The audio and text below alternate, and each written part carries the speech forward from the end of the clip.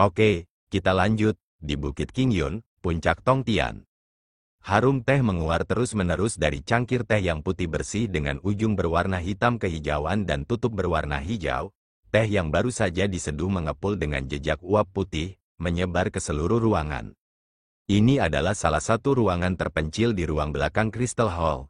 3 penguasa terkuat dan bergengsi saat ini, berkumpul di ruangan ini, dengan tenang menyeruput teh dan berdiskusi. Murid-murid Qingyun yang telah menyajikan teh, telah diam-diam mundur, hanya meninggalkan Pendeta Dao Xuan, Master Pu Hong dan Yun Yilan bertiga. Pendeta Dao Xuan adalah yang pertama berbicara, tersenyum dan berkata, teh ini merupakan teh spesial dari suatu tempat dekat Bukit Qingyun. Meskipun tidak langka tetapi juga dianggap sebagai hasil bumi berkualitas harum, kalian berdua telah mencobanya, bagaimana menurut kalian semua? Yun Yilan meletakkan cangkirnya, mengangguk dan berkata, wanginya masih tercium di tenggorokan, seperti mengalir tanpa henti dari mulut ke perut, ini memang teh yang enak. Pendeta Dao Xuan tertawa dan berkata, jika saudara senior Yun menyukainya, di masa depan setelah malapetaka binatang buas ini berakhir, bawa saja sebagiannya kembali ke lembah Fen Xiang.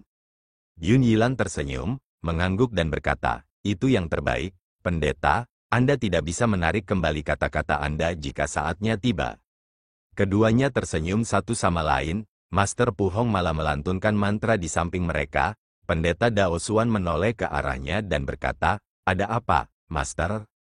Master Pu Hong menghela napas dan berkata, sebenarnya saya juga tahu bahwa ketika menghadapi musibah seperti itu, kita harus menjaga ketenangan pikiran sehingga kita dapat menghadapinya dengan tenang. Namun Sang Buddha penuh belas kasih, begitu saya berpikir bahwa orang-orang biasa saat ini berada dalam kesulitan yang mengerikan, saya tidak dapat menahan rasa cemas. Saya telah melupakan diri saya sendiri, kedua hal tersebut mohon jangan dihiraukan. Wajah Yun Yilan sedikit berubah. Kilatan juga melintas di mata Pendeta Dao Xuan tetapi wajahnya juga berubah serius segera setelahnya. Sambil menatap Master Pu Hong, Pendeta Dao Xuan berkata perlahan, Master benar, karena kita mengaku sebagai fraksi baik, sudah seharusnya kita memikul tanggung jawab rakyat biasa. Maafkan saya atas ketidaksopanan saya. Master Pu Hong menangkupkan kedua telapak tangannya dan menggelengkan kepala, lalu berkata pelan, Anda terlalu baik pendeta. Saya tidak bermaksud menyalahkan pendeta tadi. Ekspresi wajah Yun Yilan kini telah kembali normal, tersenyum dan berkata, baiklah, baiklah, lihatlah perilaku kalian berdua yang begitu sopan. Bukankah itu semakin tidak tertahankan? Lebih baik kita tidak mengatakan kata-kata yang tidak perlu lagi, cepatlah ke topik utama. Pendeta Dao Xuan dan Master Pu Hong tertawa, Pendeta Dao Xuan mengangguk dan berkata, kakak senior Yun benar. Sebenarnya aku mengundang mereka berdua ke sini hari ini untuk berdiskusi. Apakah karena malapetaka binatang jahat ini, tampaknya ada perubahan aneh. Yun Yilan dan Master Pu Hong terkejut. Yun Yilan berkata, apa yang berubah, pendeta mohon katakan? Pendeta Dao Xuan berwajah serius, lalu berkata, beberapa hari yang lalu aku mengirim Xiao Yichai, Lin Jingyu dan murid-murid cakap lainnya untuk menyelidiki situasi binatang buas itu. Akhirnya, mereka baru saja kembali kemarin malam dan melaporkan sesuatu yang sangat tidak biasa. Master Pu Hong melihat wajah serius Pendeta Daksuan dengan sedikit kebingungan, tak dapat menahan diri untuk bertanya, apa yang terjadi? Pendeta Daksuan berhenti sejenak dan berkata, menurut Yichai, binatang-binatang iblis yang datang dari selatan dan menyerang Central Plains, selalu menuju ke sini, membantai mereka di sepanjang jalan. Namun baru-baru ini karena beberapa alasan, tiba-tiba sejumlah besar binatang berhenti dan mulai menuju barat daya, dan jumlah binatang yang terus bergerak ke arah utara, tampaknya hanya 40% dari jumlah semula. Yun Yilan merenung sejenak, lalu berkata, bukankah di arah barat daya, di sanalah sekte jahat selalu merajalela? Pendeta Daksuan mengangguk dan berkata, benar sekali, sekarang sekte jahat telah terpecah menjadi 3 faksi, klan Wandu, sekte Raja Hantu, dan sekte Hehuan yang terus-menerus bertempur. Meskipun kita tidak tahu di mana markas mereka berada, tetapi dari petunjuk yang ada, ketiga markas itu semuanya berada di barat daya, oleh karena itu di sanalah kekuatan sekte jahat selalu terkonsentrasi. Dan kali ini, binatang buas jahat tiba-tiba menuju ke arah itu dalam kelompok besar. Aku bertanya-tanya apa yang sebenarnya terjadi. Master Puhong mengerutkan kening, berkata, mungkinkah binatang iblis dan sekte jahat sudah memiliki beberapa konflik dan mengalami beberapa kerugian? Oleh karena itu mereka menuju ke sana dengan kekuatan untuk memberikan dukungan. Pendeta Daksuan dengan ekspresi muram berkata, saat ini masih belum jelas. Tetapi jika memang demikian, itu yang terbaik. Binatang iblis dan sekte jahat sama-sama menjadi momok. Jika mereka bertarung satu sama lain, itu akan menguntungkan rakyat jelata. Yun Yilan tiba-tiba menggelengkan kepalanya dan berkata, kedua kepala sekte, menurutku masalahnya tidak sesederhana yang terlihat. Pendeta Daksuan meliriknya dan berkata, oh, Guru Lembah Yun, mohon pencerahannya. Yun Yilan berkata, kamu dan aku tahu betul bahwa orang-orang dari sekte jahat itu egois. Kalau mereka bilang mereka bertarung dengan binatang iblis demi rakyat jelata, menurutku itu tidak mungkin. Melihat pendeta Daksuan dan Master Puhong juga mengangguk pelan, Yun Yilan tersenyum, lalu berkata, sebaliknya, dari pemahamanku tentang sekte jahat, sekarang mereka tahu betapa hebatnya kekuatan binatang iblis itu, belum lagi mereka adalah musuh mereka. Bahkan jika binatang iblis itu tanpa sengaja menyakiti mereka, aku khawatir mereka lebih baik menahannya dengan tenang dan mundur. Lebih baik membiarkan kami, fraksi baik, menangani binatang iblis buas ini. Pendeta Daksuan mengangguk dan berkata, ya, penguasa Lembah Yun benar. Tetapi sejumlah besar binatang iblis memang menuju ke barat daya. Menurut pendapat penguasa Lembah Yun, mengapa demikian? Yun Yilan terdiam sejenak, lalu berkata dengan suara berat, dari perilaku binatang iblis yang menuju ke Central Plains, mereka tidak memiliki tujuan khusus dan hanya membunuh di sepanjang jalan, ke utara. Jadi kali ini mereka tiba-tiba berubah arah. Pasti ada yang aneh. Pasti salah satu binatang iblis di dekat barat daya menderita kerugian besar dan penjahat yang disebut Dewa Binatang itu mengerahkan sejumlah besar binatang ke barat daya. Namun di barat daya, selain sekte jahat Central Plains, tidak ada tokoh kuat lainnya, jadi kukira, kemungkinan besar di dalam sekte jahat, ada beberapa perubahan yang tidak biasa. Alis putih Master Puhong mengernyit, berkata, perubahan yang tidak biasa, apa maksud Master Lembah? Yun Yilan tertawa dan berkata, ini, bukanlah sesuatu yang dapat aku ketahui. Master Puhong tersenyum, menggelengkan kepalanya, setelah berbicara setengah hari, pelindung Yun, bukankah omonganmu sia-sia? Tiba-tiba, mereka bertiga tertawa tetapi setelah beberapa saat, pendeta Daksuan setelah merenung, berkata, sebenarnya menurutku tidak semua yang dikatakan saudara senior Yun tidak penting, tidak peduli apapun. Sekarang sejumlah besar binatang iblis menuju ke barat daya, tekanan di hadapan kita juga telah berkurang banyak. Setidaknya kita dapat menghemat waktu. Sekarang dunia melihat ke arah kita dengan harapan, kita harus mengambil tindakan untuk membuat dunia melihatnya.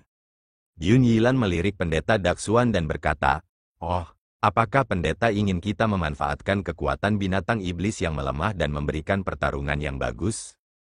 Pendeta Daksuan berkata dengan ekspresi muram, ya, satu iblis berkurang, dunia akan mengalami lebih sedikit penderitaan. Tanggung jawab seperti itu adalah tanggung jawab fraksi baik kita. Master Puhong melantunkan mantra dalam hati, ekspresi mengejek sekilas terpancar dari mata Yun Yilan, lalu berubah menjadi kagum. Katanya, pendeta sangat benar, jadi kami akan mengikuti pengaturan pendeta, Lembah Fancy yang bersedia menjadi garda terdepan.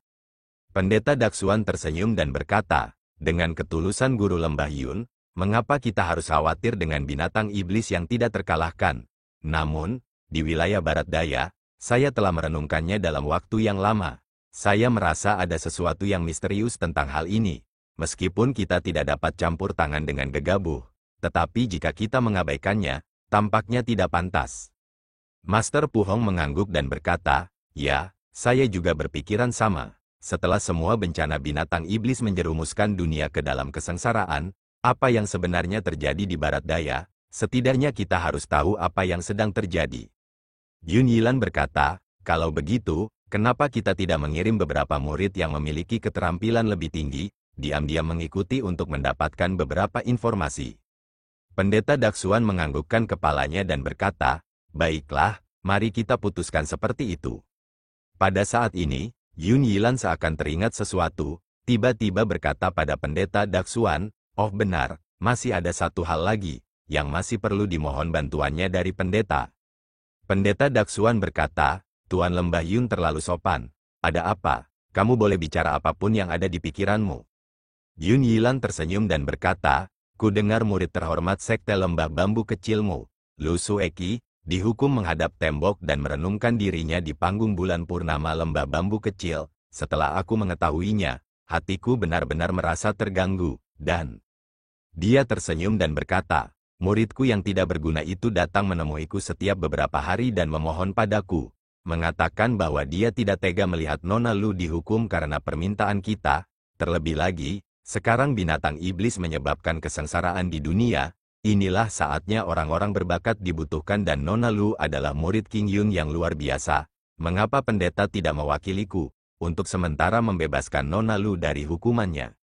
Pendeta Daksuan menghela napas dan berkata, ini semua karena kedisiplinanku yang kurang sehingga hal ini berubah menjadi sebuah lelucon di depan Master Lembah Yun.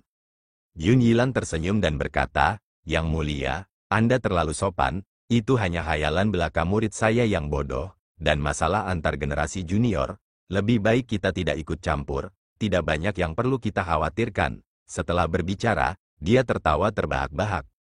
Pendeta Daksuan merenung sejenak, lalu berkata, karena guru Lembah Yun secara pribadi memohon padanya, aku pasti harus memberikan muka ini. Kenapa tidak seperti ini? Hari ini aku akan membiarkan Sueki kembali, sekaligus memilih beberapa murid untuk pergi bersamanya ke barat daya untuk menyelidiki, menganggapnya sebagai penebusan atas kesalahannya. Senyum tipis tersungging di bibir Yun Yilan, kebetulan sekali. Aku hanya ingin mengatakan bahwa aku ingin membiarkan muridku yang tidak berguna, Li Sun, pergi ke barat daya untuk mendapatkan pengalaman. Pendeta Daksuan menatapnya, lalu berkata ringan, kalau begitu biarkan mereka pergi bersama. Yun Yilan tertawa terbahak-bahak, menangkupkan kedua tangannya, dan berkata, kalau begitu, pertama-tama aku mengucapkan terima kasih kepada pendeta atas nama muridku yang tidak berguna ini. Pendeta Daksuan berbalik, mengambil cangkir teh dari meja, perlahan-lahan meminumnya, tatapan matanya berubah menjadi pandangan yang tidak dapat ditebak, perlahan-lahan berkata, Tuan Lembah terlalu sopan. Di lembah ular berbisa barat daya, lembah yang sangat luas ini dikelilingi oleh hutan-hutan purba yang lebat, hampir sepanjang tahun, saat fajar dan senja, racun yang mirip racun akan keluar dari hutan. Itu sebenarnya adalah napas ular-ular berbisa yang banyak terdapat di lembah tersebut. Tidak ada yang tahu alasan mengapa banyaknya ular berbisa di lembah ini, jumlahnya telah mencapai titik di mana mereka ada di mana-mana, di pohon-pohon dan di tanah, hanya kediaman klan Wandu di dalam lembah itu, karena mantra rahasia klan Wandu, yang memaksa ular-ular ini menjauh. Dan gunung yang penuh ular ini juga berubah menjadi penghalang alami bagi klan Wandu dan harta racun yang tidak ada habisnya. Saat itu, dini hari, di atas lebatnya hutan lembah, terlihat kabut warna-warni samar mengepul, tampak seperti kabut pagi di pagi buta, namun bila seorang yang jahil berjalan di dekatnya, sekejap kemudian mukanya akan berdarah 7 lubang dan ia akan mati karena racun, dan akhirnya terkubur bersama ciuman ular itu. Pada hari-hari biasa, selain ular-ular yang menjaga lembah, klan Wandu selalu memiliki murid yang berpatroli di tempat itu, berjaga-jaga terhadap penyusup, namun selama beberapa hari terakhir karena beberapa alasan, tidak ada murid. Sepertinya konflik internal di klan Wandu telah berubah menjadi sangat panas. Bunyi lembut, sebuah batu kecil terguling, di luar lembah itu saja, pada saat yang sama sudah bobrok, ditumbuhi rumput liar, jalan kuno, melompat 2 kali dan berguling ke rerumputan di samping dan menghilang. Lalu, diikuti oleh suara langkah kaki ringan, 3 binatang yang tinggi, besar, namun aneh muncul di jalan, semuanya berkepala serigala buas, tetapi badan mereka seperti macan kumbang, tampak sangat aneh. Ketiga monster itu tampak waspada, hidung mereka terus bergerak-gerak, seolah mengendus sesuatu di udara, perlahan mendekati lembah ular berbisa, dan lembah itu sunyi, seperti benar-benar lengah terhadap kedatangan ketiga tamu tak diundang ini. Tiba-tiba salah satu kepala serigala monster itu terkejut, seperti menemukan sesuatu dan disusul dengan raungan rendah, kedua monster lainnya langsung berhenti dan menoleh ke arah monster tinggi kekar yang berdiri di tengah. Mata monster berkepala serigala itu berkilat mengancam, hidungnya mengendus terus-menerus, tetapi ia tidak berjalan ke dalam lembah. Sebaliknya berjalan perlahan menuju hamparan rumput lebat di sisi jalan, Bau samar darah perlahan menguar dari rumput-rumput itu. Monster itu meraung pelan, melangkah ke dalam rumput, melihat dari luar, tubuh monster itu terus bergerak, seakan-akan sedang mengacak-acak rumput untuk menemukan sesuatu. Tak lama kemudian, terdengar suara gerakan dari rerumputan, monster kekar itu melompat keluar dan kembali ke jalan setapak, dan di mulutnya, ia menggigit sesuatu yang aneh. Kelihatannya seperti cambuk panjang, seperti ekor monster, bagian atas bulunya sudah mulai membusuk, warnanya kusam, dan bau darah terus-menerus tercium. Dua monster lainnya pada saat yang sama menggeram, tampaknya terkejut dan marah, mata mereka berkilat mengancam. Monster itu meletakkan benda itu di jalan, tiba-tiba mengangkat kepalanya dan melolong panjang, seperti lolongan serigala, tajam dan memilukan, lurus ke atas langit. Sesaat kemudian, monster itu kembali memegang benda itu di mulutnya, mengabaikan kedua monster lainnya, berlari cepat ke belakang, meninggalkan lembah itu. Dan kedua monster lainnya, setelah meraung beberapa kali, tiba-tiba menyerbu ke dalam lembah. Jalan kuno itu berkelok-kelok dan sempit, terbentang di depan, semak berduri tumbuh lebat di kedua sisi hutan, kabut warna-warni samar melayang di antaranya. Binatang-binatang itu menerjang lurus ke depan, melihat mereka menggertakkan giginya. Kalau ada seseorang di depan mereka saat ini, kemungkinan besar mereka akan dicabik-cabik. Racun berwarna-warni itu perlahan melayang, berkumpul di hutan, kedua binatang itu meraung lagi dan lagi, bahkan tanpa menoleh dan langsung menyerbu ke dalamnya. Awalnya tidak terjadi apa-apa tetapi karena beberapa alasan, raungan mereka perlahan-lahan menjadi lebih lembut, berjalan lebih lambat dan lebih lambat, pada saat berikutnya tubuh mereka mulai bergetar. Menyadari ada yang tidak beres, kedua binatang itu pun berhenti dan dengan susah payah menolehkan kepalanya, hendak meninggalkan hutan ini namun sebelum mereka sempat berjalan beberapa langkah, mereka ambruk, darah mengucur dari ketujuh lubang di wajah mereka, kelihatannya mereka tidak akan mampu bertahan hidup. Di tengah hutan, dari kejauhan terdengar suara-suara yang membuat bulu kuduk berdiri, tak lama kemudian, kepala-kepala ular bermunculan dari balik dahan-dahan pohon, disertai suara mendesis, ular-ular besar dan kecil melata di dekatnya. Dan sementara ular-ular ini dengan gembira bersaing untuk mendapatkan makanannya, tiba-tiba, banyak yang menghentikan tindakannya, mengangkat kepala mereka dengan waspada dan kemudian bergerak menuju lembah masuk. Di jalan kuno yang sunyi itu, suara genderang rendah samar-samar terdengar dari jauh, seluruh bumi perlahan mulai bergetar, suara-suara aneh seperti ribuan pasukan bergerak, datang dari kejauhan. Di pagi hari di lembah itu, tiba-tiba suasana berubah menjadi sunyi senyap. Menghela napas panjang dengan keras, murid pertama Dewa Racun, Fan Xiong, mengayunkan tangannya dengan keras, melemparkan mayat murid klan Wandu yang tengkoraknya telah dihancurkan olehnya. Mayat itu terbang di udara, dengan suara, pong, menghantam meja persembahan di aula duka dan jatuh. Bagai ejekan setan di alam roh, atau mungkin dimaksudkan untuk memberikan persembahan kepada Dewa Racun, pemimpin klan sekte jahat yang membunuh orang seperti lalat, di aula duka tempat keranda Dewa Racun dibaringkan, saat ini telah berubah menjadi sungai darah. Ribuan mayat pengikutnya berserakan di mana-mana. Bau darah manusia yang pekat, melayang di udara. Saat ini, 3 orang murid Dewa Racun, Fan Xiong, Cheng Wuya dan orang-orang Duan Rusan telah bertempur selama beberapa hari. Selain beberapa pemimpin berkeahlian tinggi yang memimpin, setengah dari murid-murid biasa telah tewas atau terluka. Pertarungan beberapa hari ini telah menyebabkan ketiga orang yang berebut kekuasaan ini, mata mereka memerah, hampir mengamuk. Dan di atas meja persembahan di aula duka, kotak yang berisi stempel klan, masih tergeletak di sana dengan tenang, dengan dingin memperhatikan semuanya. Nampaknya mereka sudah lelah membunuh. Pertarungan di dalam dan luar aula berangsur-angsur mereda namun suasana tegang akibat pedang yang terhunus dan busur yang ditekuk malah berubah semakin menegangkan. Lao San, Duan Rusan, dikelilingi oleh 4 tetua yang tampak aneh. Matanya melotot, menatap Fan Xiong dan Cheng Wuya di depannya, mencibir, sudah kubilang 2 kakak senior, masih menolak untuk berhenti. Sekarang selain dari orang-orang tua di sampingmu, siapa lagi yang masih kau miliki? Fan Xiong dan Cheng Wuya saling berpandangan, keduanya melihat secerca keputusasaan di mata merah masing-masing. Sejak malam hari ke-7, terdengar suara-suara aneh dari aula duka, ketiga faksi yang sudah bersiaga segera menyerbu ke Aula Duka dengan kekuatan penuh, takut kalau mereka terlambat satu langkah dan kesepakatan resmi itu akan diambil alih oleh orang lain. Dan dalam situasi yang kacau itu, banyak sekali orang yang menyerbu ke dalam aula. Tentu saja masing-masing dari mereka mengira pihak lain sudah merencanakan untuk merusak kesepakatan mereka dan datang untuk merampok segel. Dalam beberapa patah kata perkelahian sudah dimulai. Dan sejauh ini, hasil pertarungan tiga faksi akhirnya mulai terlihat jelas. Lao Shan Duan Rusan yang selama ini kurang memiliki kemampuan, dengan kekuatan kokoh di tangannya, perlahan mampu menekan Fan Xiong dan Cheng Wuya. Kini, selain mereka yang berdiri di belakang mereka, Bai Duzi, Iblis Penghisap Darah, Tetua Duanmu, dan lain-lain, kurang dari 10 orang, mereka tak lagi mempunyai chip di tangan mereka. Dan Duan Rusan tidak hanya memiliki 4 tetua klan racun sebagai pengawal. Dalam terang dan gelap, dia memiliki sedikitnya 100 lebih orang, di antara mereka banyak yang elit. Kekuatan solid klan Wandu, 60% sebenarnya ada di tangan Duan Rusan, bahkan lebih dari apa yang dia miliki sebelum pertempuran. Itu benar-benar di luar dugaan mereka.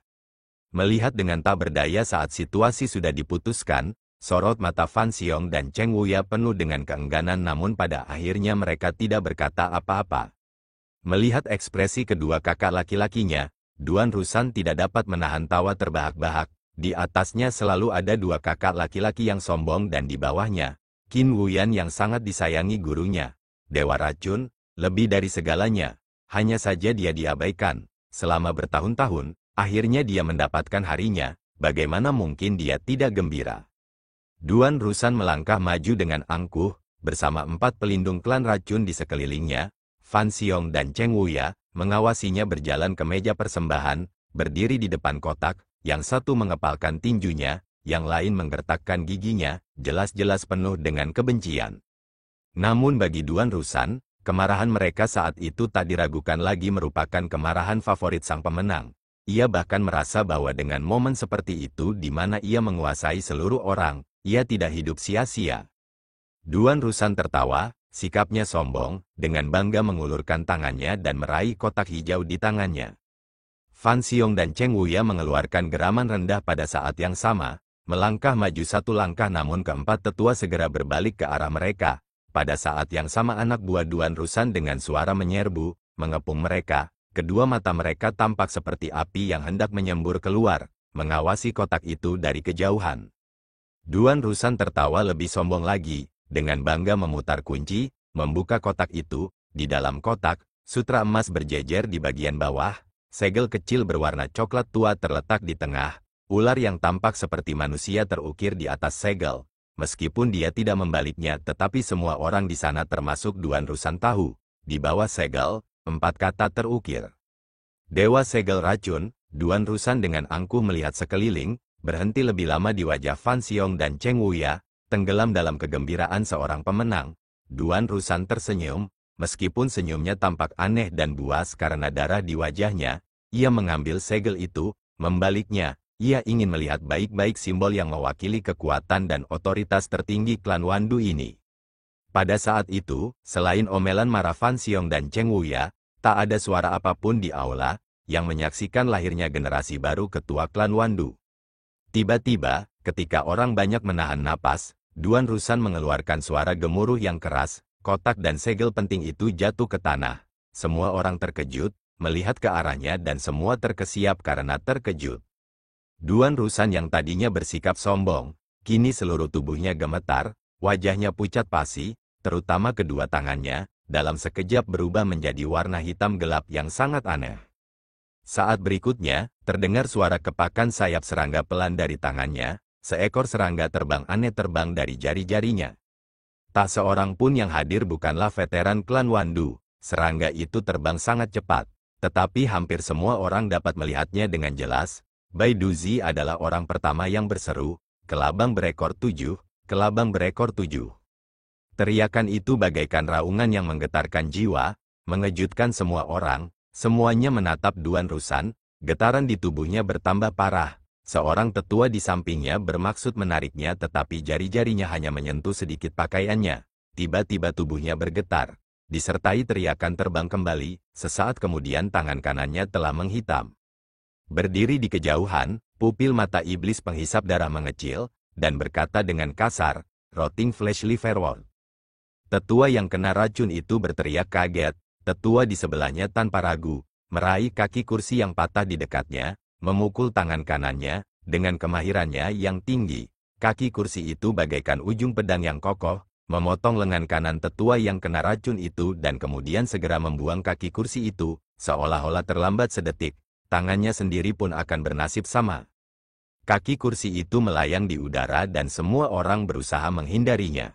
Saat ini wajah Duan Rusan dipenuhi energi hitam, semua orang melihat dengan jelas bahwa kedua tangannya telah berubah menjadi hitam seluruhnya, dengan suara letupan, kulitnya robek, bahkan darah yang mengalir keluar sudah berwarna hitam. Detik berikutnya, suara mendebarkan terdengar tak henti-hentinya. Duan Rusan yang telah diracuni dengan racun paling mematikan di dunia, kulit dan dagingnya pecah, darah hitam muncrat keluar, dia jatuh terkulai ke tanah. Setelah berjuang sejenak, dia tidak bergerak lagi. Fan Xiong menatap kosong ke arah adik juniornya ini, yang beberapa saat lalu sangat buas dan sekarang sudah mati, tiba-tiba berbalik dan berteriak, "Qin Wuyan, kau binatang pengkhianat, keluar!"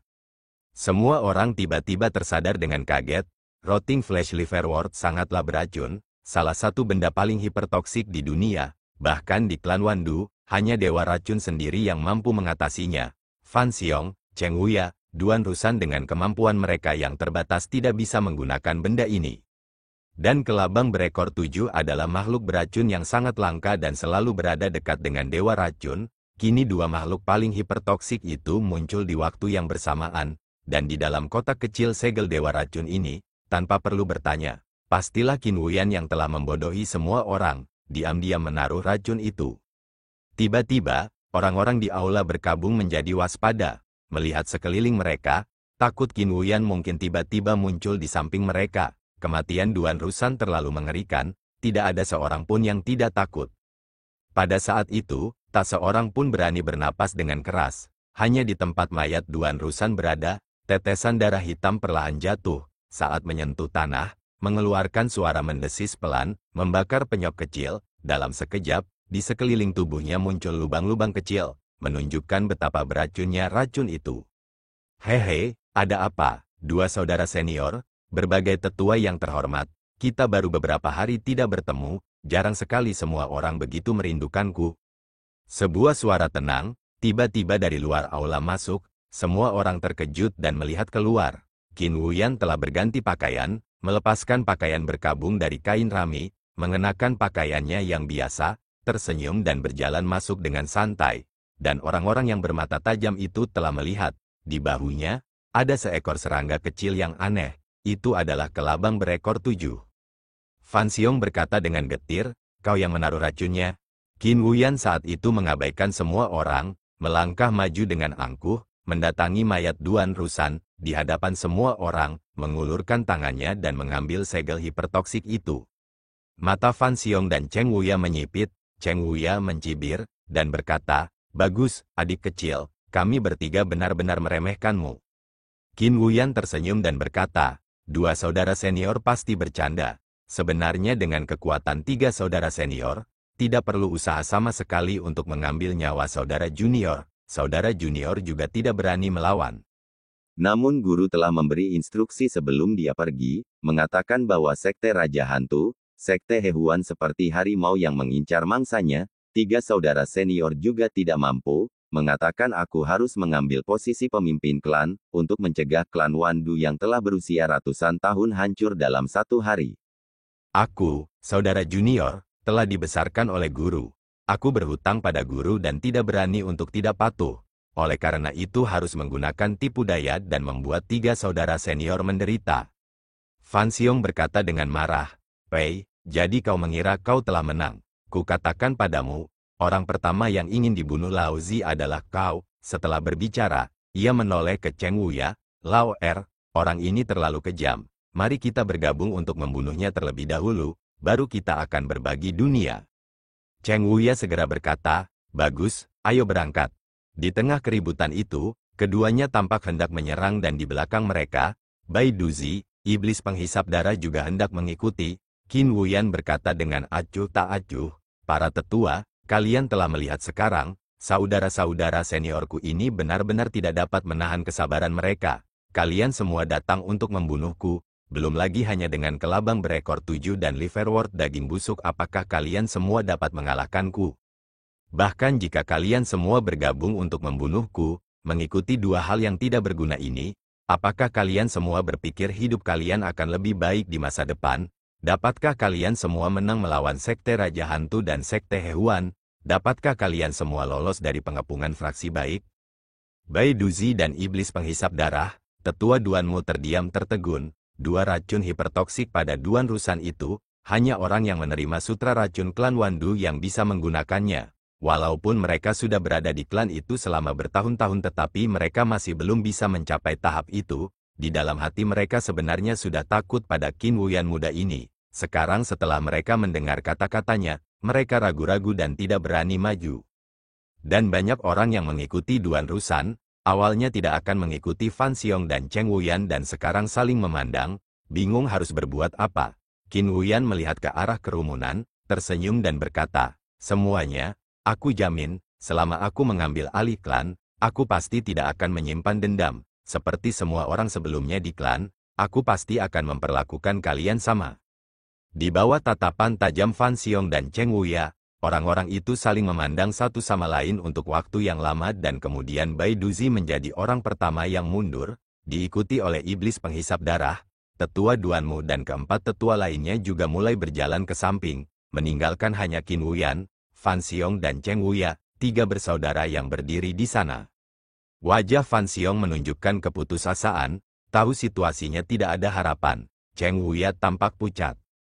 Qin Wuyan masih mempertahankan senyum tipis tetapi dalam hatinya dia masih merasa marah. Saat ini dia tidak marah pada kedua kakak laki-lakinya tetapi pada Chang Song Taois. Dia telah mengatur rencananya dan membiarkan ketiga saudaranya bunuh diri tetapi tidak dalam pertarungan skala besar seperti itu. Selama ketiga kakak laki-lakinya disingkirkan, dia akan dengan mudah mengambil alih posisi klan. Tanpa diduga, dengan campur tangan pendeta Chang Song, memicu pertempuran besar dengan tiga faksi, menghancurkan kekuatan utama klan. Qin Wuyan saat ini marah, menderita, dan menyesal, benar-benar ingin memotong pendeta Chang Song menjadi dua bagian. Tetapi dia hanya bisa berpikir, pendeta Chang Song telah menghilang, Qin Wuyan hanya bisa menahannya dengan tenang. Tetapi bagaimanapun juga, Qin Wuyan telah mengendalikan situasi, dengan senyum kemenangan. Dia menatap kedua saudara itu, dengan santai berkata, dua saudara senior, apakah kalian masih tidak akan meminta maaf di hadapan tablet roh guru? Di Majestic Fox Mountain, lokasi markas besar Sekte Raja Hantu. Teriakan Xiao Hui yang sudah tak asing lagi terdengar di dalam terowongan yang gelap dan dalam itu, dari balik bayangan sosok Gosli muncul, di pundaknya, Xiao Hui meneguk beberapa teguk dari kantung besar berisi anggur yang dipegangnya lalu dengan cerdik mengikat lubang kantung itu, membiarkannya menggantung. Ada tali panjang di kantung anggur itu, seperti penutup yang diikatkan pada monyet, tidak takut kantung itu akan jatuh. Wajah Gosli tanpa ekspresi dan berjalan maju, arah yang dia lihat adalah tempat kamar batu es Biao berada. Xiao Hui tampak sedikit mengantuk, berjongkok di bahunya dan menguap. Lingkungan sekitar Gunung Rubah Agung itu sunyi dan tidak banyak buah-buahan liar. Sebagian besar waktunya hanya bisa pergi ke gudang anggur Sekte Raja Hantu untuk mencuri anggur dan minum. Sudah beberapa hari tidak terlihat dan tampak seperti bertambah berat badan. Gosli berjalan santai. Dalam perjalanannya dia hanya bertemu dengan beberapa murid biasa dari Sekte Ghost King. Dia sedikit mengernyit. Akhir-akhir ini banyak murid Sekte Ghost King yang berkumpul dan beberapa hari yang lalu, dipimpin oleh Ghost King secara pribadi, meninggalkan gunung. Mengenai kemana, dia tidak yakin, dan yang aneh adalah, ini sepertinya masalah yang sangat penting, dia wakil pemimpin ini tidak tahu, dan mereka yang mengikuti Ghost King selama bertahun-tahun, Youji, Tuan Ghost, termasuk Taois Chang Song yang baru saja bergabung dengan Sekte Ghost King, serta banyak anggota elit Sekte Ghost King yang dia kenal, semuanya tinggal di Gunung Majestic Fox. Raja Hantu secara misterius membawa banyak murid tetapi kekuatan mereka sebenarnya bahkan tidak sampai setengah dari Sekte Raja Hantu. Kemana sebenarnya mereka pergi, Hantu Li merasa bingung. Namun, Tuan Hantu, Youji, Del, Semuanya tetap diam. Hantu Li tentu saja tidak akan banyak bertanya dan yang paling dikhawatirkan bukanlah kemana Raja Hantu pergi atau seberapa penting masalah ini. Baginya, Biao selalu yang pertama. Dan sekarang, dia juga segera mendekati ruangan batu es itu. Tak ada seorang pun di pintu, Youji pun tak ada di sana. Biasanya wanita misterius itu paling sering terlihat di ruang batu dingin, namun kali ini suasana hati di Sekte Raja Hantu sedang tidak baik, frekuensinya pun berkurang. Ghost Li berdiri di pintu sebentar, menenangkan diri, lalu membuka pintu dan masuk. Setelah masuk, dia melihat sosok putih dan ramping berdiri di samping Biao. Ghost Li terkejut, awalnya dia pikir itu Youji. Tetapi setelah dia mengatasi keterkejutannya, Youji selalu berpakaian hitam. Ini bukan dia. Dan seperti yang diduga, ketika wanita itu mendengar pintu batu bergerak dan berbalik, wajahnya tidak tertutup cadar. Itu Xiao Bai. Ghost Li terkejut. Sejak godaan pengembalian jiwa dukun agung itu gagal dan dia meninggalkan Majestic Fox Mountain dengan patah hati dan sekali lagi kembali, dia tidak melihat Xiao Bai lagi. Meskipun dia tahu bahwa Ghost King dan Xiao Bai adalah kenalan lama, tetapi dia tidak merasa perlu untuk bertanya. Xiao Bai melihat Ghost Li, ekspresinya juga menunjukkan sedikit keterkejutan dan kemudian tersenyum tipis, berkata, "Itu kamu." Ghost Li, bagaimanapun juga telah mengenal Xiao Bai selama beberapa waktu dan Xiao Bai juga telah menasihatinya tentang penyelamatan Biao. Hatinya masih agak bersyukur. Menganggukkan kepalanya, berkata, "Halo." Pada saat ini Xiao Hui yang berjongkok di bahu Ghost Li juga dengan gembira memanggil 2 kali kepada Xiao Bai. Xiao Bai tersenyum pada Xiao Hui lalu menatap Ghost Li dan berkata, "Kamu kesini untuk menemui Biao?" Ghost Li perlahan melangkah maju. Wajah Biao yang cantik dan tenang kembali muncul di hadapannya. Suaranya perlahan berubah dalam dan rendah, berkata, "Ya." Xiao Bai diam-diam memperhatikan pria ini duduk di samping Biao, lalu menatap tubuh yang terbaring di atas panggung batu yang dingin. Tak bergerak, dia mendesah pelan, menggelengkan kepalanya dan diam-diam keluar. Di dalam bilik batu, hanya Ghost Li yang tersisa bersama Biao. Setelah waktu yang tidak diketahui berlalu, pintu batu yang berat itu terbuka lagi. Ghost Li perlahan keluar dari ruangan, tampak sedikit lesu. Dia berjalan beberapa langkah lalu tiba-tiba berhenti. Di terowongan tidak jauh dari ruang batu, sosok rubah langit berekor 9 berwarna putih masih berdiri dengan sabar di sana. Xiao Bai melihat penampilannya, menghela nafas dan berkata, "Kamu pasti sangat kesal dengan keadaan Biao, ini benar-benar sulit bagimu." Ghost Li menggelengkan kepalanya dan berkata, "Aku baik-baik saja." Xiao Bai berjalan ke sisinya, menepuk bahunya, dan berbisik, "Jangan berkecil hati, akan selalu ada harapan." Tubuh Ghost Li bergetar, dia berbalik untuk melihatnya. Mulutnya sedikit terbuka tetapi Xiao Bai melihat ekspresinya dan berbicara lebih dulu, "Jangan tanya aku juga tidak tahu harus berbuat apa sekarang." Wajah Ghost Li langsung berubah, dia berbalik tanpa suara dan hendak melangkah pergi ketika tiba-tiba terdengar suara di benaknya, merasakan bumi berputar. Seketika hawa dingin membasahi tubuhnya, energi dingin tiba-tiba melonjak dari saluran energinya. Kejutan ini bukanlah sesuatu yang sepele. Saat ini energi dingin yang beraksi di tubuhnya adalah energi jahat Sinister Orb yang sangat dikenalnya.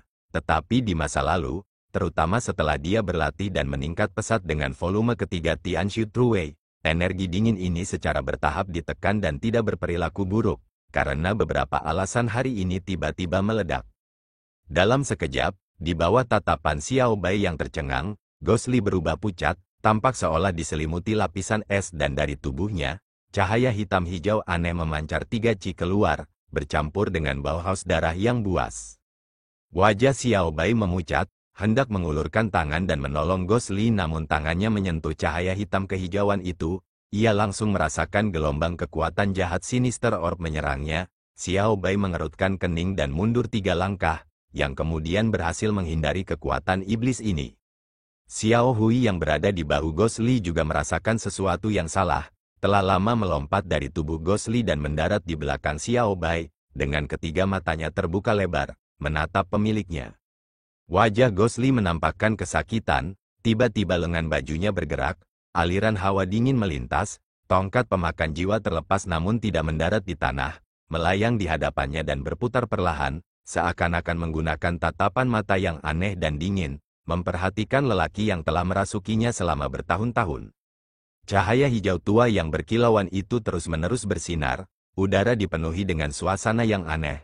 Xiao Bai pucat, alisnya berkerut tetapi kekuatan jahat ini terpancar dari tubuhnya. Jika dia ingin membantu Ghostly, menyingkirkan kekuatan jahat yang tiba-tiba ini tetapi sumbernya sebenarnya ada di Ghostly sendiri. Bagaimana dia bisa bergerak? Untuk sesaat, Xiao Bai bingung.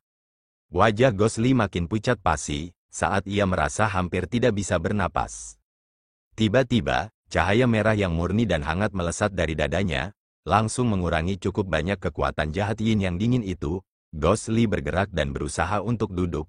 Cahaya keemasan dan hijau tua di wajahnya berkelebat bersamaan. Dengan dua jalan sejati fraksi baik yang mendesak, api yang murni dari cermin neraka, bertambah kuat dan perlahan menekan energi yin yang dingin ini.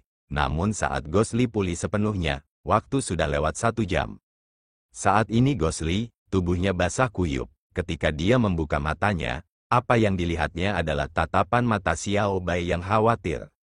Ghostly tertawa getir namun tidak mengatakan apa-apa. Perlahan berdiri, Xiao Bai menatapnya, berkata pelan, apakah itu Sinister Orb? Ghostly mengambil tongkat pelahap jiwa yang tadinya terjatuh ke tanah, menatapnya lekat-lekat, lalu sekali lagi, menyimpannya di dalam lengan bajunya. Mata Xiao Bai berkedut, tiba-tiba melangkah maju, berkata, jangan berpikir bahwa jika kamu tetap diam tidak akan ada yang tahu. Sekarang kekuatan jahat Sinister Orb sudah mulai menolakmu.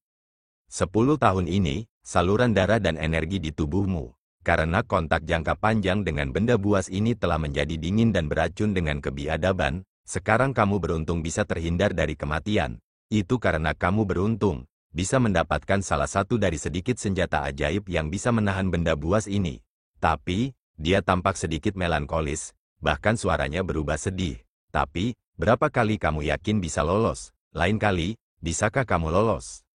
Ghostly berdiri di sana, tak ada ekspresi di wajahnya yang kurus kering, diam mendengarkan Xiao Bai. Setelah beberapa lama, dia berkata dengan lembut, aku tidak percaya diri, tapi, apa yang bisa kulakukan? Xiao Bai menggigit bibirnya, dengan marah berkata, jangan main-main denganku, bagaimana mungkin kau tidak tahu, sekarang kau hanya perlu membuang benda jahat ini segera dan kemudian membawa cermin inferno ke tempat yang murni yang, dengan api bumi merangsang cermin inferno yang murni ke dalam tubuhmu, ini adalah satu-satunya cara agar kau bisa selamat. Ghostly menatap Xiao Bai beberapa saat, lalu tiba-tiba tertawa. Tawa itu tampak sangat polos, seperti pemuda polos 10 tahun yang lalu. Kemudian, dia perlahan berbalik, menggunakan dinding untuk menopang dirinya dan berjalan pergi. Xiao Hui segera berlari ke arah tuannya, bergegas naik ke bahunya dalam beberapa gerakan. Xiao Bai menatap kosong ke arah punggung yang teguh namun rapuh itu, lalu tiba-tiba berteriak keras, kau ingin matikan, dalam hatimu, kau hanya ingin mati saja, kan? Tubuh Ghostly terhenti sejenak, namun tidak menoleh ke belakang dan tidak berbicara. Sesaat kemudian, dia meneruskan langkahnya maju. Suara Xiao Bai terdengar keras di belakangnya, kau ingin mati, teruslah bermimpi. Berapa banyak hutang yang masih kau miliki kepada orang-orang yang belum kau lunasi dan kau ingin mati begitu saja? Tidak mungkin, kau tidak mau mendengarkanku, kan? Bagus, kau hebat, kalau begitu aku akan pergi sendiri. Aku akan menemukan mantra, formasi neraka 8 abadi, agar kau bisa menyelamatkan dirimu sendiri. Kau ingat ini, beliau masih terbaring di ruang batu yang dingin. Sebelum dia bangun, bahkan jika kau ingin mati, itu juga bukan keputusanmu. Itu bukan terserah padamu, bukan terserah padamu, bukan terserah padamu. Di dalam terowongan yang panjang dan sunyi itu, gema-gema samar-samar bergema, Ghostly dengan wajah muram, tubuhnya perlahan tegak, namun pada akhirnya dia tetap tidak menoleh ke belakang untuk melihat. Di hutan yang rimbun, lembah yang sunyi, fajar di lembah ular berbisa sebenarnya sunyi namun pada saat ini, bumi perlahan berguncang, bau darah semakin kuat, ular-ular yang tak terhitung jumlahnya yang berkumpul di tepi lembah tiba-tiba menghilang, seolah-olah mereka merasakan sesuatu, semua reptil itu bersembunyi. Asap hitam muncul di kejauhan lembah, mendekat dengan cepat, bau yang pekat dan menyesakkan keluar dari langit, gemuruh keras yang berkumpul berubah menjadi gemuruh yang memekakkan telinga. Monster-monster itu tak terhitung banyaknya, seperti hantu ganas dan roh-roh ganas menyerbu dari 9 dunia bawah, mata merah darah, taring tajam, teriakan tajam menyerang secara langsung. Berbagai macam-macam monster aneh membentuk aliran deras kekuatan yang tak terbendung. Di hadapan gelombang yang bergolak ini, tak seorang pun yang mampu menghentikannya dan bertahan hidup. Bahkan hutan-hutan di sisi jalan, dalam gemuruh yang menggelegar, dengan cepat ditelan oleh banjir. Tidak ada keraguan, tidak ada jeda, banjir ini langsung menerjang lembah ular berbisa, bagaikan air pasang hitam yang langsung mengalir ke laut hijau. Di setiap sudut hutan, ular-ular yang ketakutan terus-menerus terlempar keluar, berjuang mati-matian dalam arus deras, tetapi semuanya tanpa kecuali langsung tenggelam. Bahkan racun berwarna-warni itu tidak dapat menghentikan banjir binatang iblis yang mengerikan ini. Beberapa monster pertama di garis depan jatuh mati ke tanah, tetapi bahkan lebih banyak lagi yang menginjak-injak tubuh rekan-rekan mereka dan menyerbu lewat. Badai yang kuat dalam sekejap menyebarkan racun, menyebar di atas hutan. Di tengah aliran hitam binatang buas yang jahat, ada 4 atau 5 binatang buas yang tampak beberapa kali lebih besar dari monster pada umumnya, mengacungkan cakar dan taring mereka, memimpin orang-orang mereka ke depan, dan di pintu masuk lembah, masih ada banyak monster yang menyerbu tanpa henti ke dalam lembah. Seluruh lembah tampak berguncang, kelihatannya seperti kiamat dunia. Di ujung lain lembah ular berbisa, berdiri di tempat yang strategis, Raja Hantu menarik napas dalam-dalam, meskipun ia telah melihat kekuatan binatang buas itu, tetapi pemandangan di hadapannya tetap membuatnya pucat. Ia menenangkan diri, setelah merenung sejenak, ia kembali melihat ke hutan di sebelah utara lembah. Di bawah sinar matahari pagi, hutan itu memantulkan cahaya samar-samar.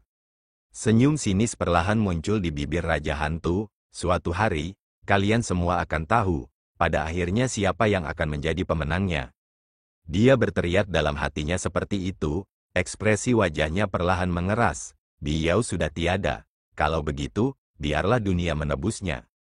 Dia perlahan berbalik, di belakangnya di tengah hutan lebat, ada murid-murid Raja Hantu. Mereka memadati hutan, semangat juang mereka tinggi. Raja Hantu memperhatikan orang-orang di depannya, mata yang tak terhitung jumlahnya menatap wajahnya. Perlahan-lahan dia mengangkat lengannya, tangannya tampak berubah menjadi berat. Teriakan-teriakan gemuruh di kejauhan dan teriakan-teriakan ketakutan dan keterkejutan yang berangsur-angsur juga tampak telah berpindah ke sini. Wajah Raja Hantu tiba-tiba berubah. Kemudian, dia mengayunkan lengannya dengan kuat ke bawah. Lengannya bagai pisau, bagai pedang tajam yang mengiris dunia, memutus kehangatan terakhir, mencabik-cabik mimpi yang pernah ada. Suara yang ditimbulkan lengannya tertiup angin, bagai tulang yang retak akibat tusukan di dada. Banyak orang, di belakang punggungnya yang agung, membuat suara teriakan perang, mengangkat pedang tajam di tangan mereka dan menyerang ke bawah. Pakaian mereka berkibar, angin kencang bertiup, pohon-pohon bergoyang di hutan, seperti sedang menari. Untuk ini, Raja Hantu berdiri di antara kerumunan, seperti batu dingin yang keras tak bergerak. Dia berbalik dan melihat hutan di utara, ada juga gerakan di hutan di sana, perlahan menyebar.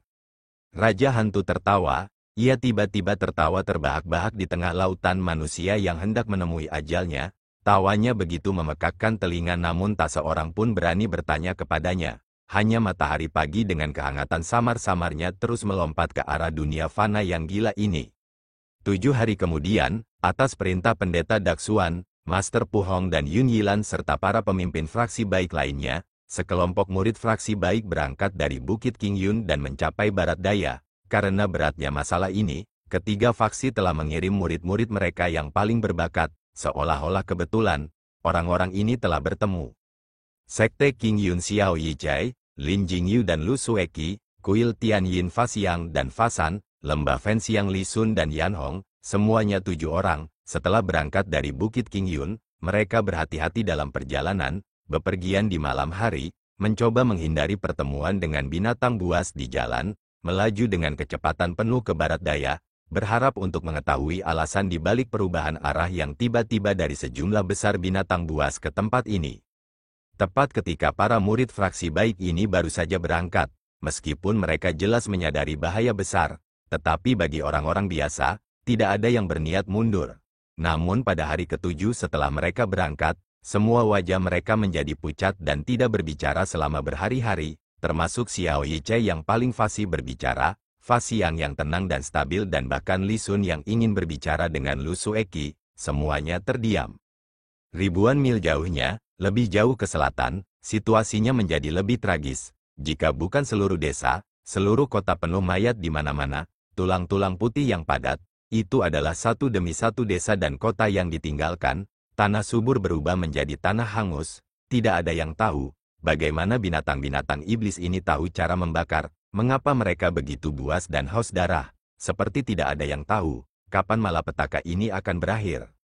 Suara hantu samar-samar yang merintih, seperti yang selalu bergema di hutan belantara tanah selatan yang luas, menggambarkan masa lalu yang sunyi dan menyedihkan. Setelah memasuki Provinsi Barat Daya, mereka bahkan lebih berhati-hati tetapi sekarang mereka menghadapi masalah yang lebih besar. Pertama-tama, mereka tidak dapat menemukan penduduk setempat, semua orang melarikan diri ke utara atau meninggal secara tragis dalam bencana ini.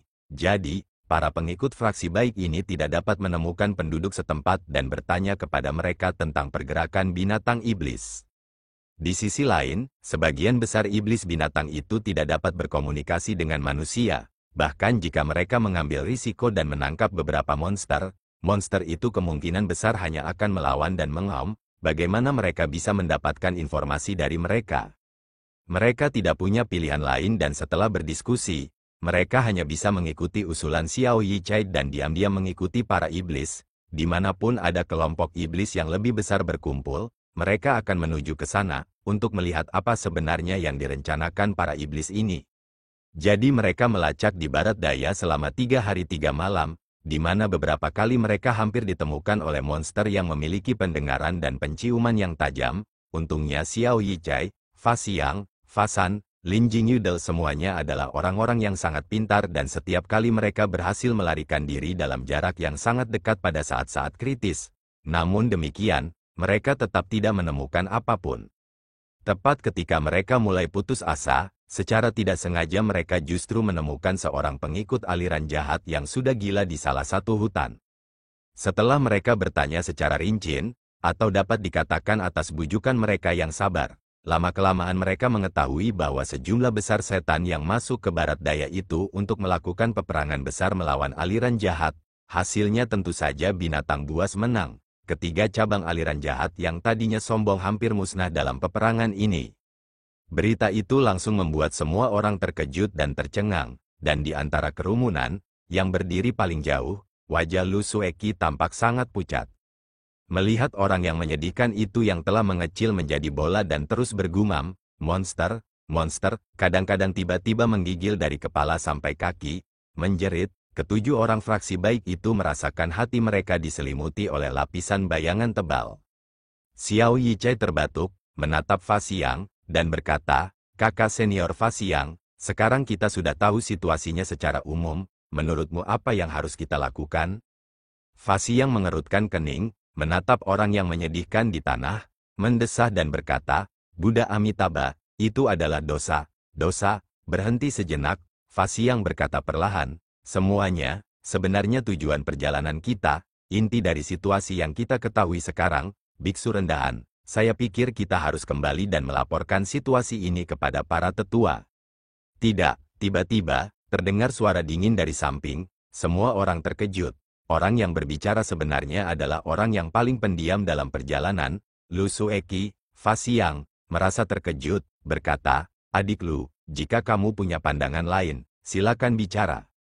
Lu Sueki masih tampak pucat tetapi suaranya sangat tenang, berkata dengan ringan, "Apa yang kita ketahui sekarang, berasal dari murid sekte jahat yang gila ini, dan kata-katanya tidak masuk akal dan kita membuat banyak spekulasi sendiri. Jika kita berasumsi bahwa kita telah menyelesaikan misi kita hanya berdasarkan ini, saya pikir itu tidak tepat."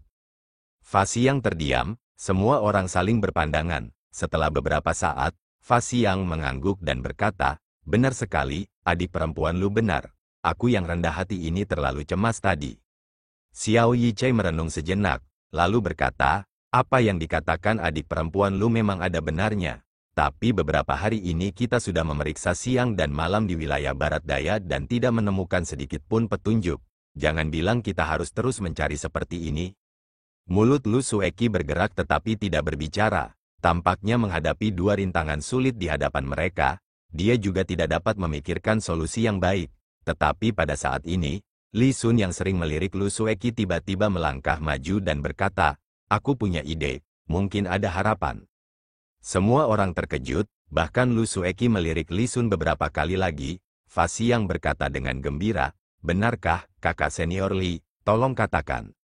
Li Sun menarik napas dalam-dalam, memaksakan diri untuk tidak melihat ke arah Lu Sueki, dan berkata, "Aku sudah mendengarkan dengan saksama perkataan orang gila itu, mendengarnya menyebutkan satu tempat beberapa kali, yang disebut, lembah ular berbisa, tidak yakin apakah ada yang menyadarinya." Xiao Yichai menganggukkan kepalanya dan berkata, "Ya, aku juga memperhatikannya. Aku pernah mendengar tentang lembah ular berbisa ini sebelumnya. Konon itu adalah sebuah lembah yang terletak jauh di dalam pegunungan barat daya di sini. Banyak ular berbisa tinggal di dalamnya. Juga terdapat racun yang sangat beracun di hutan ini dan dapat berakibat fatal bagi manusia. Tidak ada seorang pun yang berani memasuki hutan ini. Seiring berjalannya waktu, tidak ada seorang pun yang tahu lokasi pasti dari lembah ini." Lin Jingyu tiba-tiba berkata, "Apakah kakak senior Li berpikir bahwa pertempuran ini bisa terjadi di lembah ular berbisa yang legendaris?" Li Sun mengangguk, berkata dengan tegas, "Ya, aku menyimpulkan bahwa pertempuran akan terjadi di lembah ini dan lebih dari itu, kupikir mungkin lembah ini adalah salah satu dari 3 markas cabang sekte jahat. Selama kita dapat menemukannya, tentu saja kita akan tahu apakah kata-kata orang gila ini benar." Yan Hong yang sedari tadi terdiam tiba-tiba berkata, "Tapi kakak senior, ini sudah berhari-hari berlalu, jangankan bicara apakah kita bisa menemukan lembah ular berbisa ini, kalaupun kita menemukannya, pemandangan di sana mungkin sudah berbeda dengan yang asli." Li Sun berkata dengan dingin, "Adik perempuan, jangan bilang kau lupa, binatang iblis yang kejam itu memang tahu cara memakan manusia dan membakar. Tetapi setelah kebakaran, akan ada reruntuhan, iblis memakan manusia tetapi mereka tidak memakan tulang." Ekspresi semua orang berubah, Yan Hong menjadi semakin pucat setelah mendengarkannya, tiba-tiba merasa mual, jelas apa yang mereka lihat dalam perjalanan mereka, sudah cukup untuk membuat wanita ini mencapai batas psikologisnya. Li Sun mendesah dan tak bicara lagi, Fa Xiang dan Fa San keduanya melantunkan mantra dalam hati. Xiao Yichai menggelengkan kepalanya dan berjalan ke sisi Yan Hong, diam-diam menghiburnya dengan beberapa patah kata, hingga Yan Hong perlahan tenang, lalu dia berbalik dan berjalan ke arah murid sekte jahat yang menggigil itu, lalu berjongkok. "Apakah kau tahu di mana lembah ular berbisa?" Xiao Yichai berusaha membuat suaranya selembut mungkin dan terdengar damai, tetapi tubuh murid sekte jahat itu bergetar, menundukkan kepalanya lebih rendah, tidak berbicara. Xiao Yichai bertanya 3 kali lagi, tetapi murid sekte jahat itu tampaknya menjadi tuli dan tidak bereaksi apapun. Xiao Yichai perlahan berdiri, melihat ke arah kelompok itu, tidak ada yang berbicara. Xiao Yichai hanya menghela napas dan berkata, "Bagaimana?" Li Sun yang berdiri di samping mengerutkan kening, tiba-tiba berjalan ke arah murid jahat itu dan menariknya, lalu bertanya dengan keras, "Di mana tempat para monster itu membunuh orang?" Tubuh murid jahat itu bergetar hebat, wajahnya segera berubah ketakutan, membuka mulutnya dan menjerit melengking, tetapi Li Sun, seperti hatinya yang membatu, memegangnya erat-erat, berteriak keras, "Di mana tempat para monster itu membunuh orang?" Dilanda ketakutan yang amat dalam, murid sekte jahat itu gemetar, giginya bergemeletuk, matanya dipenuhi ketakutan tetapi kepalanya tanpa sadar melihat ke utara. Mata Li Sun membeku, dengan tergesa-gesa berkata, "Itu di utara, kan?" Kepala murid aliran jahat itu tiba-tiba miring, seluruh tubuhnya mengendur, semua orang terkejut dan segera mendekat untuk memeriksa. Pupil matanya telah membesar, pemeriksaan dilakukan pada lubang hidungnya, dia telah berhenti bernafas, dia telah meninggal. Li Sun perlahan-lahan menurunkan tubuh lelaki itu, lalu berdiri, menghadap ke arah utara, semua orang melihat ke arah yang ditujunya, di lautan hutan. Di bawah sinar matahari yang cerah, tampak ada awan berwarna darah, menyelimuti di atasnya. Di Gunung Rubah yang megah, tempat markas besar sekte Raja Hantu Sekte Jahat berada, diselimuti kegelapan, cabang agung yang asli, lebih dari separuh anak buahnya tewas secara tiba-tiba, tidak peduli sekte manapun yang berkuasa di bawah langit, itu juga akan menjadi pukulan berat, begitu banyak murid yang gagah berani, dengan moral pertempuran yang tinggi namun kembali, hanya Raja Hantu yang bermandikan darah. Bayangan yang terus menghantui setiap orang di Majestic Fox Mountain, hati dan wajah mereka, tak seorang pun tahu, siapakah korban berikutnya dari binatang iblis yang kejam dan ganas itu. Setelah Raja Hantu pulang, dia langsung pergi menyendiri. Tidak ada seorang pun yang berani bertanya kepadanya. Namun, orang-orang tidak perlu menunggu lama. Tak lama kemudian, berita datang silih berganti. Keadaan pun berangsur-angsur membaik. Dalam perang di wilayah barat daya ini, 3 golongan sekte jahat dengan kekuatan gabungan mereka yang belum pernah terjadi sebelumnya melawan binatang iblis. Mengapa ketiga golongan itu mau bekerja sama? Atau adakah rencana lain? Selain Raja Hantu, kemungkinan besar tidak ada seorang pun yang tahu. Hasil dari pertempuran ini, bisa dikatakan sebagai kegagalan sekte jahat yang paling menyakitkan sejak 1000 tahun, belum lagi sekte Raja Hantu kehilangan lebih dari separuh anggotanya. Klan Wandu pertama-tama sangat menderita akibat pertikaian internalnya, diikuti oleh serangan binatang iblis di lembah ular berbisa. Para murid elit yang tersisa hampir mati atau terluka. Adapun sekte Hehuan yang tertutup, untuk beberapa alasan kali ini, juga memimpin seluruh pasukan sektenya dalam pertempuran ini, dan nasib mereka juga, di hadapan pasukan binatang buas yang tak ada habisnya, kekalahan total. Pada saat ini, sekte Raja Hantu yang kalah berada dalam keadaan panik, tetapi apapun yang terjadi, situasi mereka saat ini masih jauh lebih baik daripada klan Wandu dan sekte Hehuan. Sebagian besar elit sekte Raja Hantu ditinggalkan di Gunung Rubah Agung sehingga kekuatan inti utamanya tidak terpengaruh. Dan klan Wandu dan sekte Hehuan setelah pertempuran ini, apakah ada yang berhasil keluar juga tidak pasti. Hari ini, setelah pulih selama berhari-hari, sementara para pengikut sekte berspekulasi dengan gelisah, Raja Hantu muncul kembali di hadapan para pengikutnya. Mengenai kekalahan besar itu, Raja Hantu bahkan tidak menyebutkannya dan malah segera mengeluarkan sejumlah perintah. Segera, seluruh Gunung Rubah Agung mulai bergerak. Semua orang mulai berkemas untuk bepergian, mengemasi barang-barang, menyiapkan perbekalan kering dan air, karena instruksi terakhir dalam daftar perintah dari Raja Hantu, dengan jelas menyatakan satu hal, karena kekacauan binatang iblis dataran tengah dan kekalahan telak sekte suci, demi masa depan sekte suci, dia telah memutuskan, seluruh sekte Raja Hantu akan bergerak bersama ke barat laut, ke Tanah Liar, ke tempat kelahiran sekte suci yang legendaris itu, Kuil Suci Tanah Liar. Dalam suasana yang heboh itu, Raja Hantu tanpa ekspresi menggenggam kedua tangannya di belakang, berjalan menuju ruang batu sedingin es yang jauh di dalam gunung. Perjalanan darat yang akan datang itu ribuan mil, dan Tanah Liar itu sunyi, panas dan kering. Dengan kondisi Biao saat ini, dia tidak cocok untuk perjalanan jauh ke Tanah Liar. Awalnya Raja Hantu bermaksud meminta Xiao Bai untuk menjaga Biao, dengan keterampilan rubah langit berekor 9 selama 1000 tahun, termasuk perangkap pertahanan di gunung. Itu akan benar-benar aman, tetapi sekarang keadaan telah berubah. Sejak dia kembali, karena suatu alasan, Xiao Bai telah menghilang. Dia bertanya kepada beberapa orang tetapi tidak ada yang tahu kemana dia pergi. Memikirkan hal itu, alis Raja Hantu sedikit berkerut. Tanpa disadarinya ia menemukan dirinya telah tiba di kamar batu tempat putrinya terbaring. Ia menghela napas, membuka pintu dan masuk ke dalam. Gosli berdiri di sana, diam-diam menemani Biao. Dia mendengar gerakan di belakangnya tetapi dia bahkan tidak menoleh ke belakang.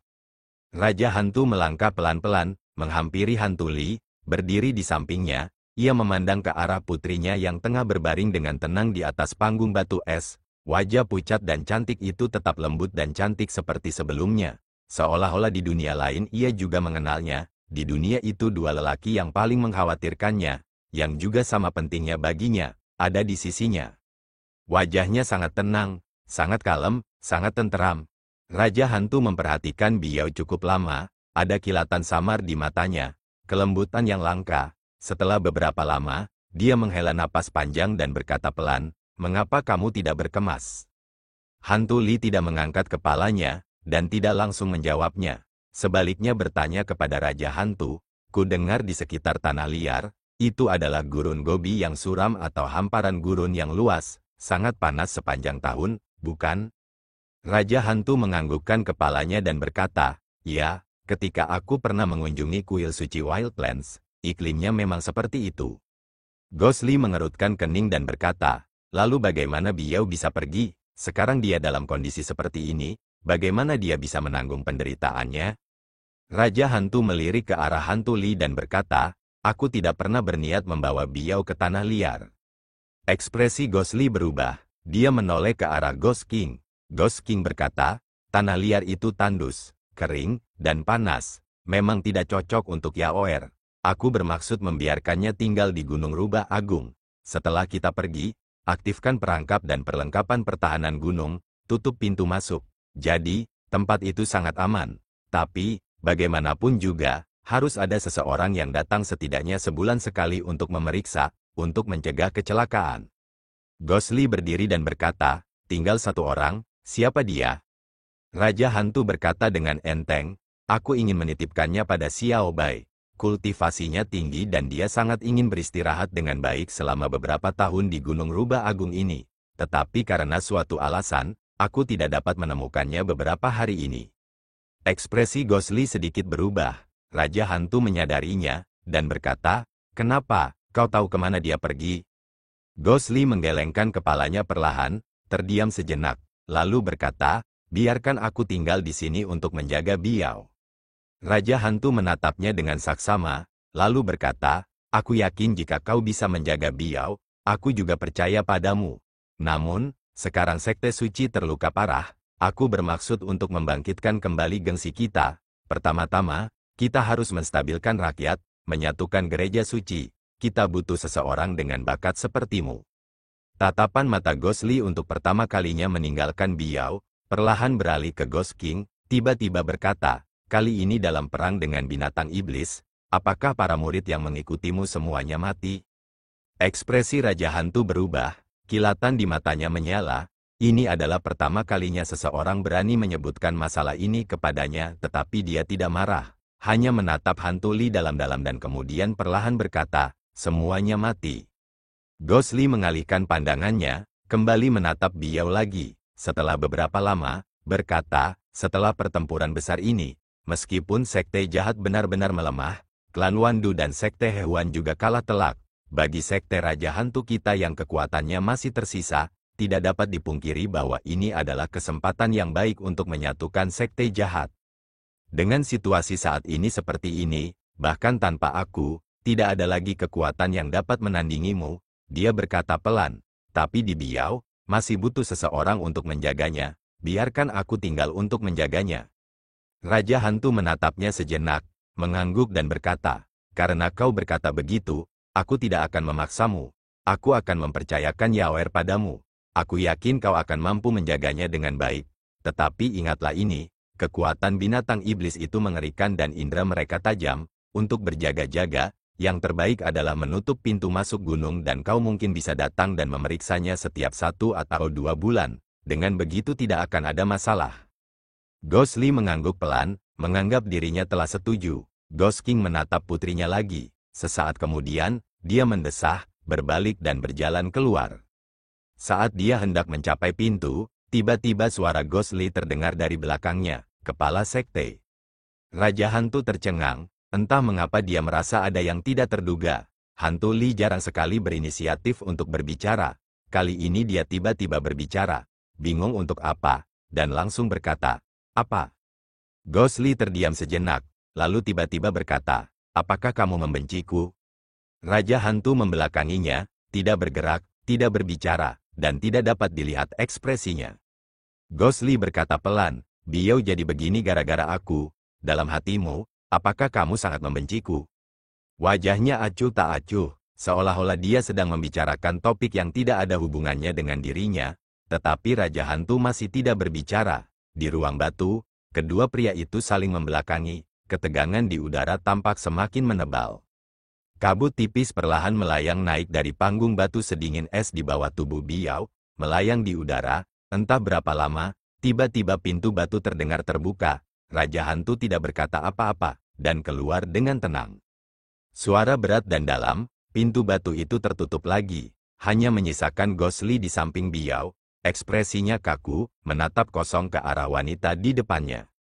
Di tengah-tengah hutan purba yang lebat dan kuno, bersama dengan angin datanglah bau busuk yang mengerikan, bagaikan bekas luka yang buruk rupa, di mana-mana di hutan asli yang rimbun itu tercium tanda-tanda kehancuran akibat amukan binatang buas. Pohon-pohon besar tergeletak di tanah dengan tidak teratur, banyak sekali bangkai binatang hutan berserakan di mana-mana, seluruh ketenangan hutan telah lenyap.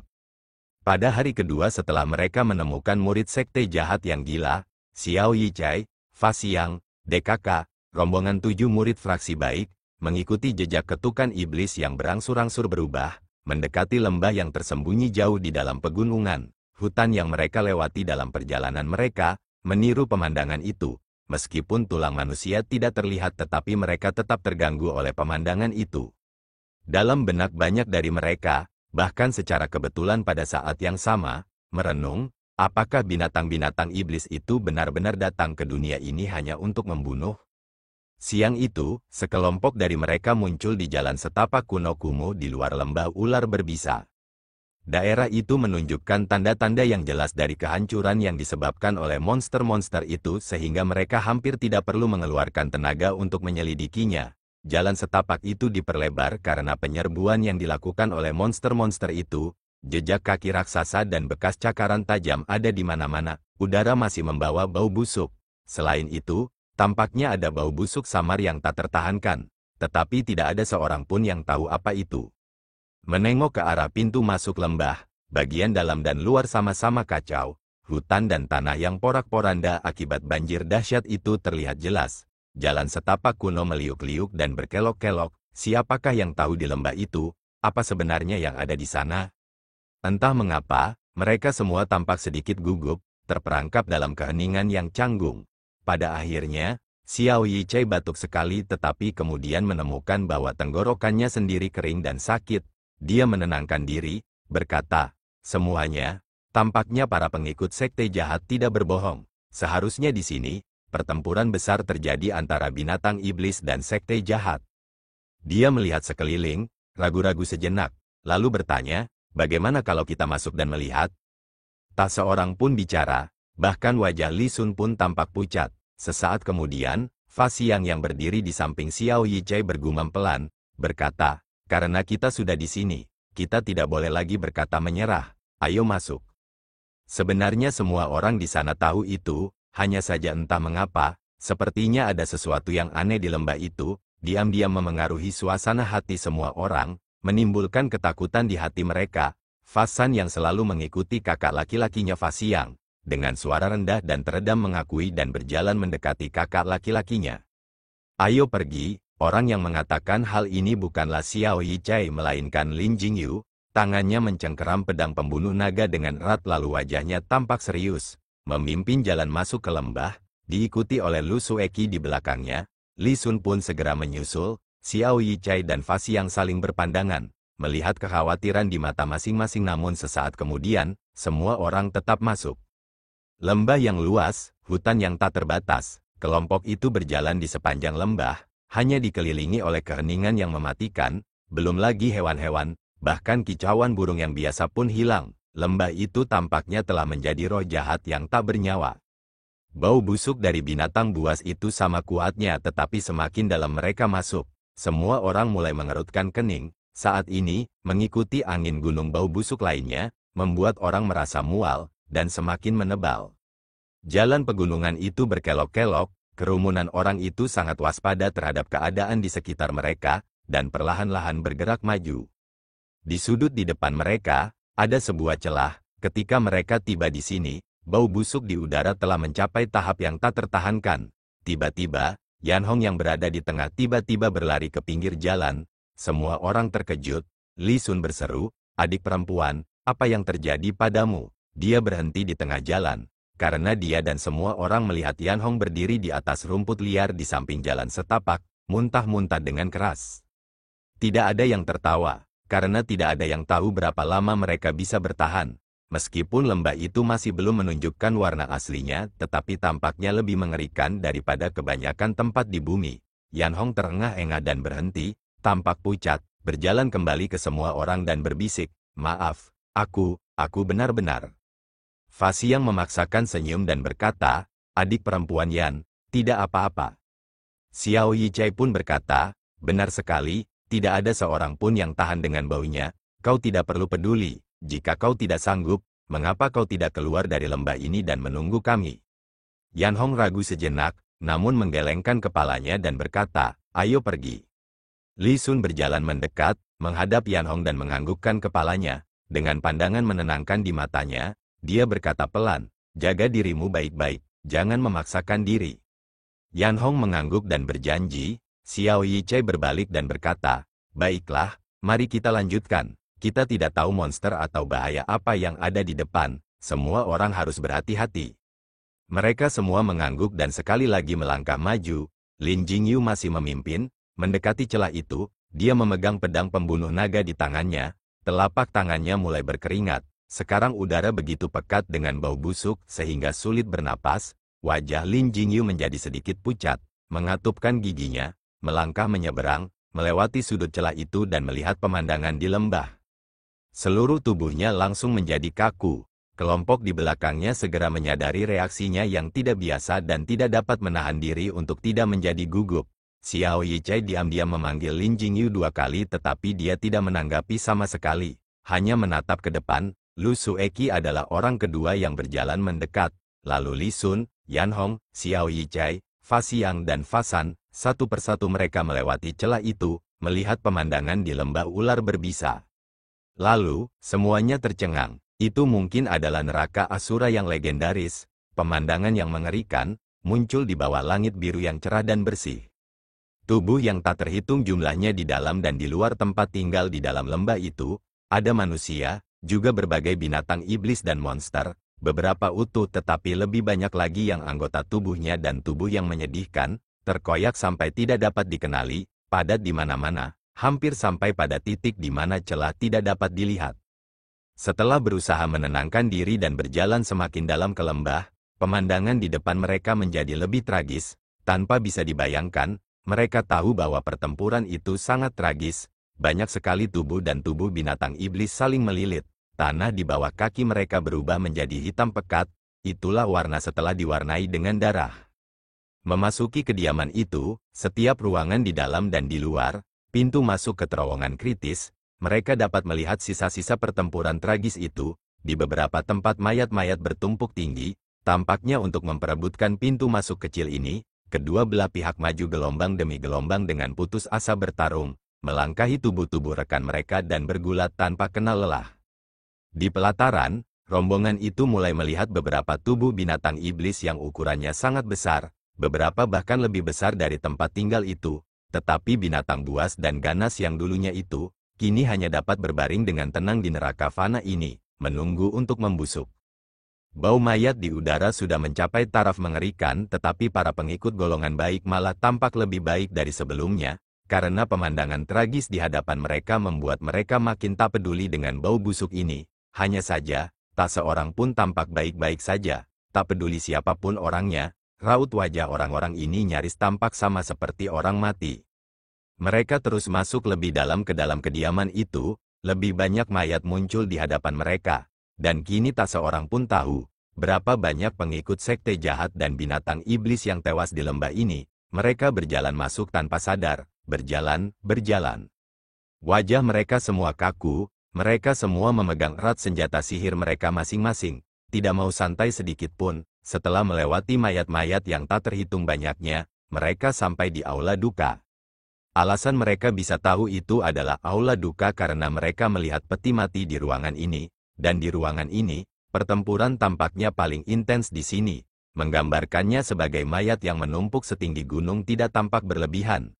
Di sini juga, kelompok itu menemukan banyak mayat sekte jahat yang dikenal, Baiduzi, vampir penghisap darah, Penatua Duanmu.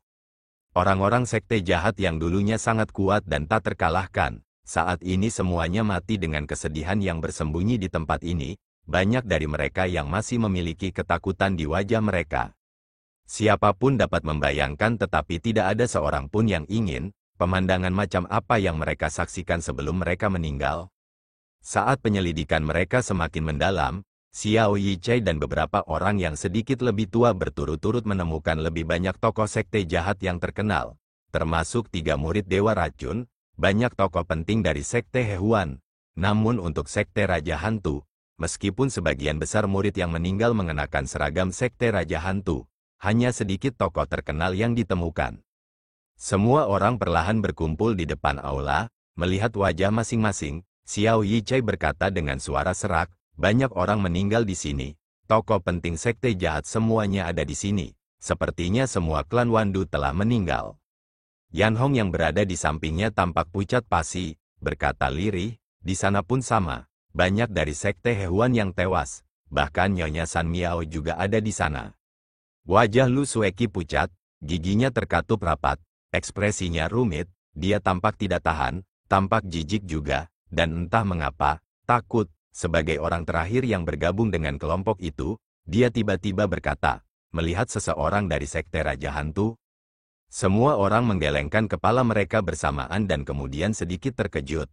Li Sun yang berdiri di samping tampak lebih mengerikan. Xiao Yichai meliriknya, berbicara kepada Lu Sueki, banyak dari yang mati adalah murid biasa Raja Hantu tetapi tampaknya tidak melihat tubuh tokoh terkenal.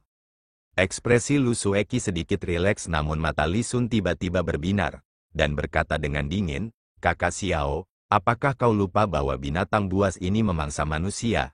Saat kami masuk, kami melihat banyak tulang putih. Siapa yang tahu bahwa para penjahat dari sekte Raja Hantu itu adalah?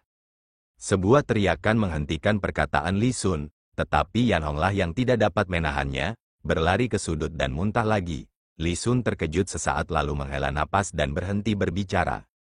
Fa Xiang tampak tidak tahan, bersama Fasan bersama-sama melantunkan mantra dengan pelan. Mereka semua tahu, meskipun kata-kata Li Sun kasar tetapi kemungkinannya tinggi.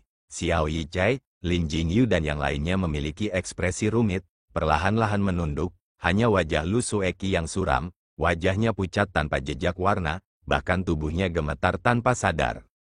Namun wanita yang lembut dan dingin ini tidak menunduk, ia perlahan mendongak ke langit, di langit cerah tak berbatas itu, bahkan awan di atas lembah terlihat berwarna merah darah, bibir Lu Sueki bergerak-gerak, tampak seperti ingin meneriakkan sesuatu, tetapi akhirnya tidak bersuara. Oke guys, sekian dan sampai bertemu di episode selanjutnya.